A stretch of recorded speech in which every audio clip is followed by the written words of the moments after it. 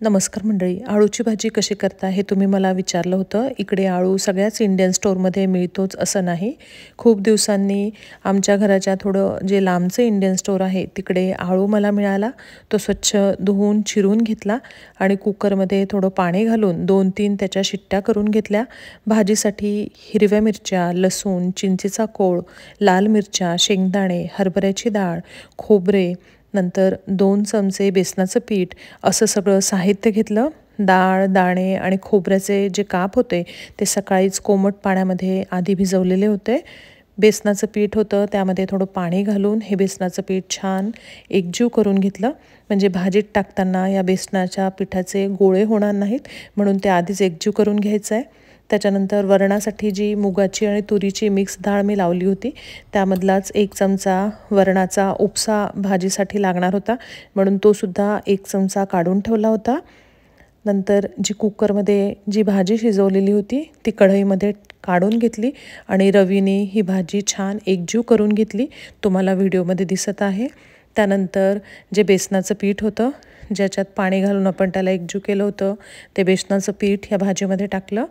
त्यानंतर 1 चमचा वरणाचा हा उपसा होता तो उपसा टाकला आणि सगळं छान मिक्स करून घेतलं. त्यानंतर त्यामध्ये भिजवलेले डाळ, दाणे आणि खोबऱ्याचे काप घातले आणि मंद आचेवर ही भाजी छान शिजू दिली. एकीकडे ह्या भाजीमध्ये तडका टाकण्यासाठी म्हणून कढल्यामध्ये 2 चमचे तेल घेतलं. त्यामध्ये जिरे, मोहरी, हिंग घालून फोडणी दिली. त्यानंतर त्यामध्ये हिरव्या मिरच्या, लसूण हे सगळं घातलं आणि छान 5 मिनटं लसूण आणि हिरव्या मिरच्या छान त्याच्यामध्ये परतून घेतल्या. त्यानंतर त्यामध्ये लाल मिरच्या घातल्या आणि अर्धा चमचा हळद घातली, लाल तिखट घातलं आणि हा जो तडका होता हा तडका या भाजीमध्ये टाकला.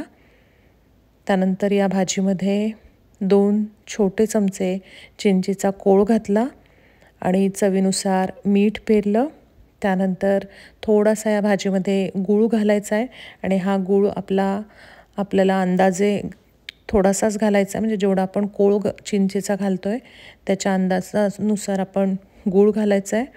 हा गूळ घातला आणि ही भाजी छान शिजू दिली.